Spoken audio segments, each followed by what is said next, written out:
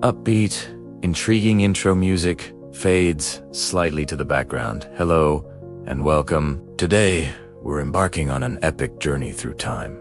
A whirlwind tour of one of the world's oldest and most fascinating civilizations. We're going to condense over 4,000 years of Chinese history into just 10 minutes. Sounds impossible, right?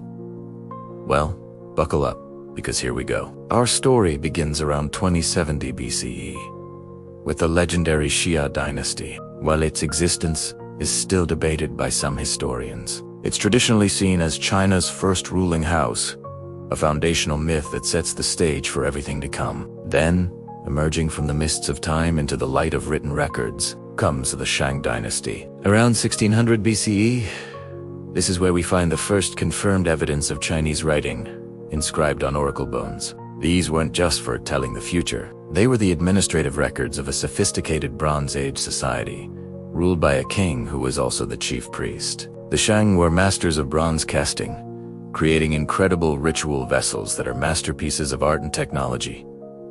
Even today, around 1046 BCE, the Qing were overthrown by the Zhou. The Zhou Dynasty was the longest in Chinese history, lasting nearly 800 years. They introduced a crucial concept: the mandate of heaven. This was the idea that a ruler's right to rule was granted by the gods, but it could be lost if the ruler became unjust or incompetent. This belief in a moral right to govern would influence Chinese politics for millennia, creating a cycle of dynasties rising and falling. The Zhou period, especially its latter half, was also a time of immense intellectual ferment, giving rise to the 100 schools of thought, including the foundational philosophies of Confucianism and Taoism that would shape East Asian culture forever. But the Zhou's control eventually weakened, leading to the chaotic warring states period. From this turmoil, one state emerged victorious: the Qin. In 221 BCE, its ruthless and ambitious leader, Qin Shi, unified China for the first time, declaring himself the first emperor. He was a monumental figure, though a controversial one. He standardized weights, measures, currency, and even the writing system, creating the administrative foundation for a unified China. He connected existing walls to form the precursor to the Great Wall and left us the incredible terracotta army to guard his tomb. His dynasty was short-lived, but its impact was permanent. The very name China is thought to derive from Qin. After the harsh rule of the Qin collapsed, the Han Dynasty rose in 202 BCE.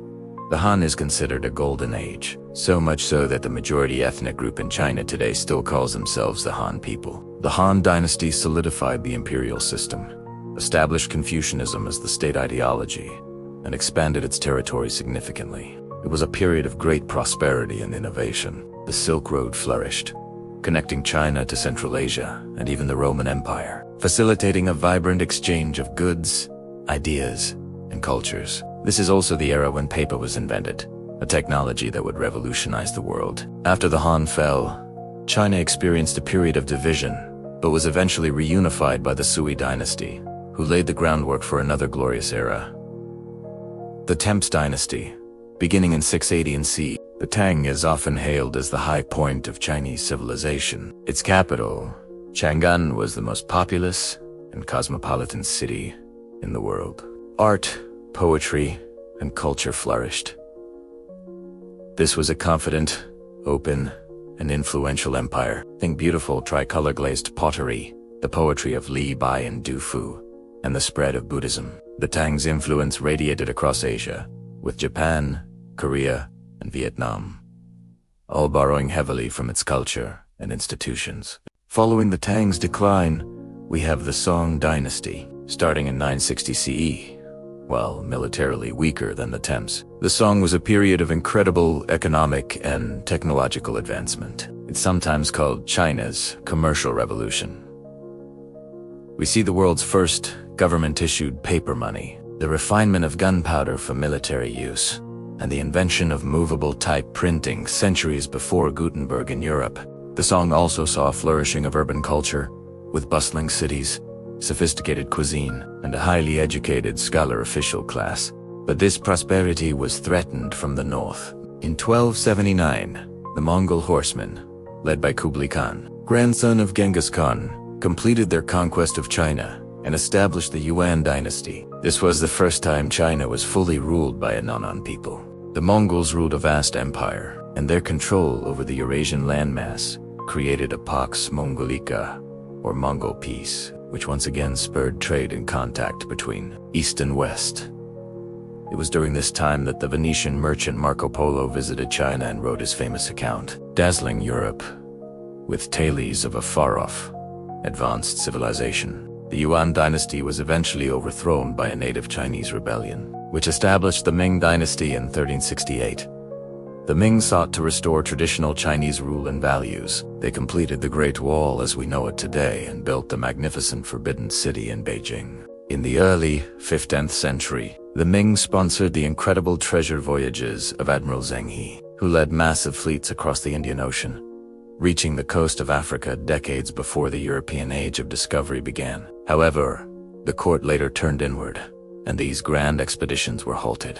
The last imperial dynasty was the Qing, established in 1644 by the Manchus, another people from the north. The Qing presided over a vast and multi-ethnic empire, the largest in China's history. For much of its early period, it was a time of peace and prosperity. However, by the 19th century, the Qing faced immense internal and external pressures. Internal rebellions and rapid population growth strained its resources, while the industrializing powers of Europe, armed with superior military technology, pushed for trade on their own terms, leading to the Opium Wars and a period known as the Century of Humiliation. The Qing Dynasty finally collapsed in 1912, ending over 2,000 years of imperial rule. China was declared a republic, but the decades that followed were tumultuous, marked by warlordism, civil war between the nationalists and the communists, and a brutal invasion by Japan. Finally, in 1949, the Communist Party led by Mao Zedong emerged victorious,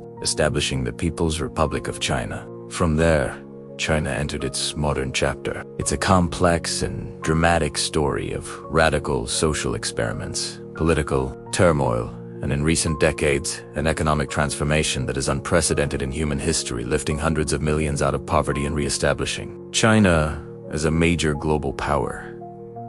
And that's it. From the oracle bones of the Shang to the skyscrapers of Shanghai, it's a breathtaking story of continuity and change, of brilliant innovation and profound tradition. We've only scratched the surface, of course, but I hope this gives you a framework for understanding this incredible civilization. Thank you so much for joining me on this rapid-fire journey through Chinese history. If you enjoyed this video, please give it a thumbs up. And don't forget to subscribe and hit that notification bell for more deep dives into history and culture. Let me know in the comments which dynasty you find most fascinating. Until next time, stay curious.